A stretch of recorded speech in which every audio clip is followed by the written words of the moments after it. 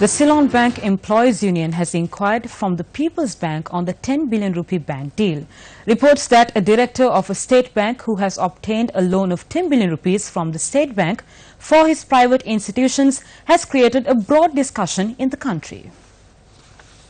The Deshiya weekend newspaper reported on Sunday that the 10 billion rupee loan was granted to a company affiliated with the director of People's Bank. Upon further investigations conducted by Newsfirst, it was revealed that the loan was approved by the Loans Committee of People's Bank, where Jehan Amaratunga is a board member, for MTD Walkers PLC, where he holds a position of Executive Vice President. A loan is granted under an accepted mechanism, even for a director. The bank should consider the dealer's assets, his repayment capabilities and his collateral. But in the case of granting a loan for a director, it is the board of directors which approves it. Here too, there is a separate procedure to be followed. So we are trying to find out if this procedure has been followed accordingly in this instance. We made a written inquiry from the Administrative Authority of People's Bank, calling for an explanation in this regard. Issuing a release this afternoon to make clarifications on the matter, Chairman of People's Bank, Hemasiri Fernando, said MTD Walkers PLC have had trusted dealings with the People's Bank since 2004, adding the repayments for the constant financial lendings it granted were carried out in a proper and systematic manner. The People's Bank chairman points out the loan facility was awarded in adherence to the regulations of the Central Bank of Sri Lanka. Hemasiri Fernando's release says the loan was granted with the approval of the Board of Directors in accordance with the recommendations of the Board's Loans Committee, which comprises of 3 members of the bank's Board of Directors and senior officials of the Loan Board. The People's Bank chairman goes on to note the Board of Directors approved the loan only after ensuring that all requirements of the Central Bank were met. Hemasiri Fernando stresses when granting loan facilities, the People's Bank only takes into account the proper procedure and not the recommendations or interferences of any other person or institution.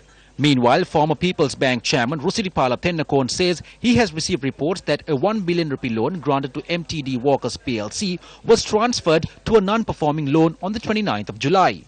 He revealed that People's Bank had invested 500 million rupees in MTD Walkers PLC debentures at an interest rate of 9.75%.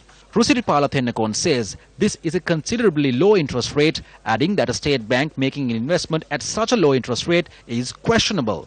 As at the 31st of December 2015, People's Bank was the 4th largest shareholder of MTD Walkers PLC. Niranjan Deva Aditya, who is a close associate of the Prime Minister, is also an independent non-executive director of this company. There is nothing the director board of the People's Bank can do about this now because it involves a friend of Malik Samaravikrama, who is Jehan Amaratunga. When it was reported that this company had attained such a large amount of money, we looked into it. This has been approved by the central bank. Take a look. This is how the people's money is going out. 70% of the money has come from bonds and the other 30% from collateral. My question is it right in a moral sense to sit in the bank's board and obtain a loan from the same bank? They've used their powers to use the central bank. Gamini Senarath intervened and got everything done for this. But now it is Malik Samaravikrama who is taking care of the businesses of Gamini Senarath. If there is an issue in the country, Malik Samaravikrama's name is definitely involved in every one of them.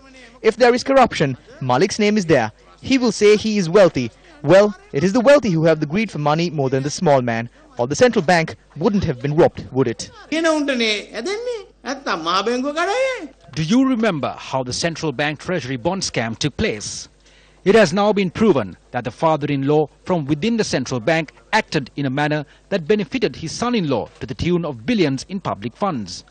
Isn't it a conflict of interest when a director of a state bank approves a loan for another company he is affiliated with? What is the collateral the bank has to grant a loan as big as 10 billion rupees? Newsfirst is keeping a close watch on such transactions using public funds.